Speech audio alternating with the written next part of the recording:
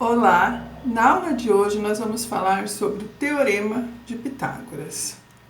Bom, observe essa figura. Nós temos aqui um triângulo com vértices A, B e C, lados também A, B e C, porém nós utilizamos a letra minúscula para representar os lados, e um ângulo A de 90 graus, ângulo reto. O que faz desse triângulo um triângulo retângulo?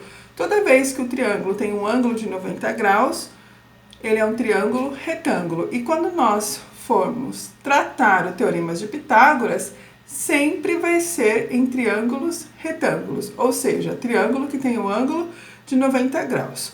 Os outros dois ângulos são ângulos agudos, que é menor que 90 graus. Bom, nesse triângulo retângulo, em que o ângulo A é 90 graus, observe que eu vou destacar o lado oposto ao ângulo de 90 graus, que é o lado A. Esse lado A, ele é muito importante para o Teorema de Pitágoras. Então, primeira observação, ele sempre está oposto ao ângulo de 90. Segunda observação, ele é o lado maior do triângulo retângulo. Esse lado A recebe um nome especial, hipotenusa. Então, o lado A, que é oposto ao ângulo reto no triângulo retângulo, é a hipotenusa. Enquanto que os outros dois lados, os lados B e C, eles também vão receber nomes. O nome é catetos. Então, a gente vai ter o cateto B e o cateto C. Bom, o Teorema de Pitágoras vai relacionar a hipotenusa e os seus catetos com a seguinte sentença: o quadrado da hipotenusa é igual à soma do quadrado dos catetos. Ou seja, a hipotenusa ao quadrado é igual um cateto ao quadrado mais o outro cateto ao quadrado. No caso da nossa figura aqui representada, a hipotenusa é o lado A. Então, nós vamos substituir. No lugar da hipotenusa vai ficar A ao quadrado. E os catetos são os lados B e C. Então, vai ficar o cateto B ao quadrado mais o cateto C ao quadrado. E aqui nós temos a fórmula do Teorema de Pitágoras. A ao quadrado é igual a B quadrado mais C quadrado. Tudo bem? Agora vamos ver como que fica em um exercício. Eu tenho uma atividade, que é uma atividade de vestibular do Enem. Na figura acima, que representa o projeto de uma escada com 5 degraus de mesma altura, o comprimento total do corrimão é igual a...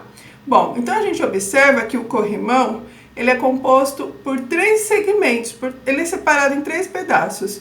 Aqui em cima, 30 centímetros, embaixo, 30 centímetros, e nós temos essa parte que não temos a medida. Então, para que a gente possa responder qual o comprimento total do corrimão, a gente precisa descobrir exatamente esse segmento central que está destacado. Bom, para tanto, eu vou destacar alguns outros segmentos nessa figura. Então, aqui nós temos a altura para esse corrimão e fechamos um triângulo retângulo. Esse triângulo retângulo, nós temos o cateto de 90 centímetros, que a própria figura me dá essa medida, e a parte, o segmento inferior, nós vamos calcular da seguinte forma. Observe que cada degrau, se eu somar o comprimento de cada degrau, eu vou obter a distância daquele segmento. Ou seja, então aqui eu tenho 24 centímetros mais 24, somando 5 degraus. Basta fazer 5 vezes 24. E isso é 120. Então, esse comprimento da base desse triângulo retângulo é 120. E ele também é um cateto, porque a parte que eu quero descobrir, que é a parte do corrimão, ela vai ser a minha hipotenusa.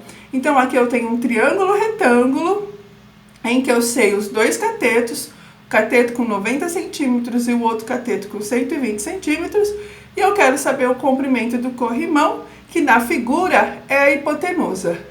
Vamos recordar a fórmula do Teorema de Pitágoras, que é hipotenusa ao quadrado igual cateto ao quadrado mais cateto ao quadrado. A hipotenusa é quem eu quero descobrir, o H, eu vou substituir, vai ficar H ao quadrado é igual os outros dois catetos, 90 ao quadrado mais 120 ao quadrado. Agora é só resolver, então, esses expoentes, tudo bem? Essas potências. Então, vamos lá. H ao quadrado é 90 ao quadrado, é 90 vezes 90, potência, 8.100. 120 ao quadrado é 120 vezes 120, que é uma potência, né? Com expoente 2, vai dar 14.400. Somando 8.100 com 14.400, nós vamos obter 22.500. Aí eu tenho H ao quadrado é igual a 22.500. Para tirar esse quadrado do lado esquerdo da equação, eu faço a operação inversa, que é a raiz quadrada. Então, vai ficar que o H é a raiz quadrada de 22.500. E isso é 150. Tudo bem? Então, a medida dessa parte H do corrimão é 150 centímetros. No entanto, para saber o comprimento total do corrimão, eu preciso somar aqueles dois pedacinhos que eu destaquei no início da atividade. Sendo assim, é 150 mais 30 centímetros lá da parte de cima, mais 30 centímetros da parte de baixo. Ou seja, isso vai dar 210 centímetros, que corresponde em metros a 2,1 metros. Alternativa D. Então, aqui nós finalizamos a aula. O objetivo foi apresentar o Teorema de Pitágoras aplicado a uma atividade de vestibular, no caso do Enem. Espero que vocês tenham compreendido. Bons estudos e até a próxima!